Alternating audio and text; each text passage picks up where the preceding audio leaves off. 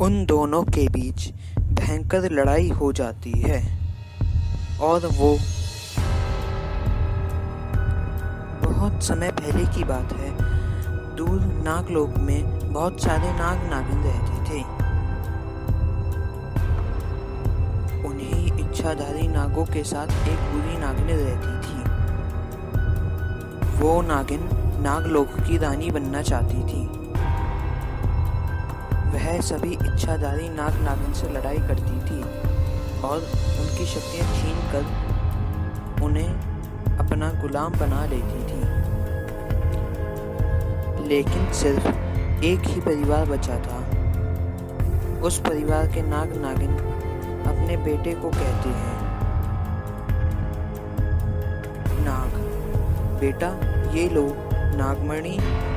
अगर ये उस नागिन के हाथ लग गई तो वो इस नागलोक की रानी बन जाएगी और यहाँ पर तबाही मचा देगी। तो वो यहाँ आए उससे पहले तुम उस नागमणि को लेकर दूर धरती लोक पर चले जाओ। जब यहाँ सब ठीक हो जाएगा हम तुम्हें बुला लेंगे। बेटा अपने माँ बाप की बात मान लेता है और वहाँ से चला जाता है। तभी वहाँ बुरी नागिन आ जाती है और वह उन दोनों नाग नागिन से लड़ाई करके उनकी सारी शक्तियाँ छीन लेती है और उन्हें अपना गुलाम बना लेती है। बुरी नागिन अपनी शक्तियों से उस लड़के को धरती लोक की तरफ जाते देख लेती है और बोलती है, नागिन बचकर कहाँ जाओगे? मैं तुम्हें भी अपना गुलाम बना लूंगी। फिर वह नागिन धरती लोक की तरफ निकल पड़ती है।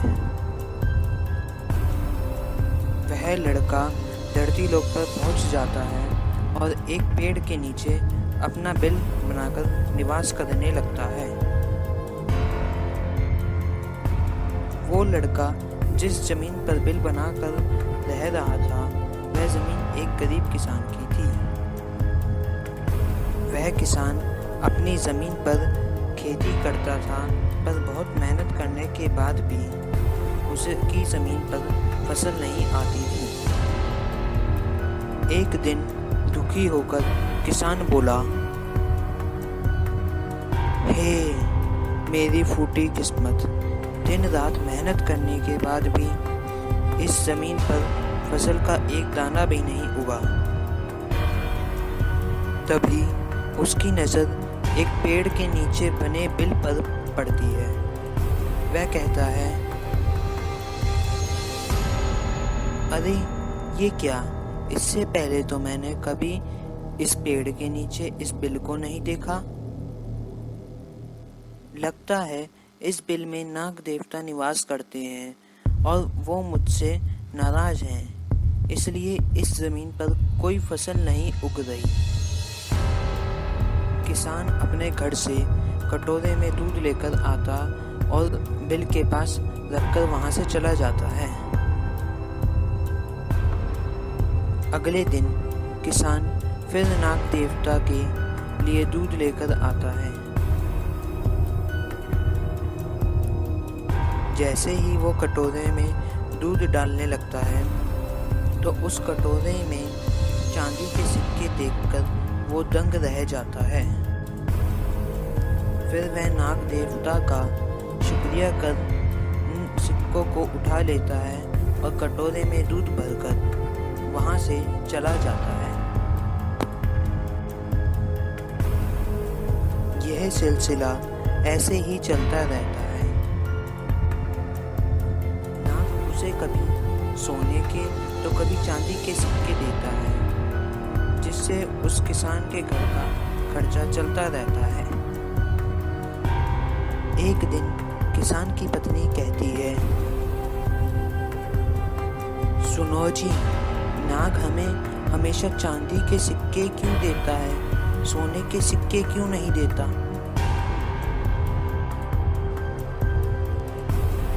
किसान बोलता है, अरे पगली, आज हम पर जो भी है ये सब नाग देवता की ही कृपा है। वह जो भी दे हमें खुशी खुशी स्वीकार कर लेना चाहिए।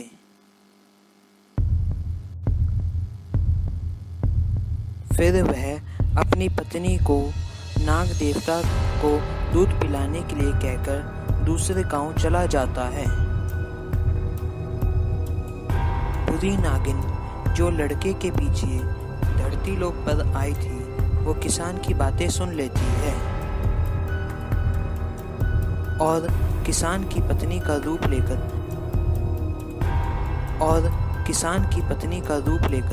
नाग के पास दूध लेकर चली जाती है और नाग से प्रार्थना करती है, हे नाग देवता, मुझे एक बार आप अपने दर्शन दे दो तो मेरा जीवन सफल हो जाए। नाग देवता जैसे ही आवाज सुनकर बिल से बाहर आते हैं, वह उन पर हमला कर देती है। उन दोनों के बीच भयंकर लड़ाई हो जाती है और वो नागिन हार जाती है और वहां से भाग जाती है। जब किसान को यह सब पता चलता है तो वो नाग देवता के पास आता है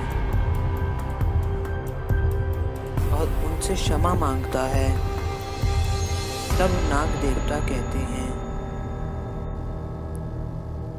अरे तुम क्यों मुझसे क्षमा मांग रहे हो? तुमने तो मेरी बहुत सेवा की है, मैं तो तुमसे बहुत प्रसन्न हूँ, इसलिए मैं तुम्हें आशीर्वाद देता हूँ कि अब से तुम इस ज़मीन पर जो कुछ भी उगाओगे वो फसल उग जाएगी।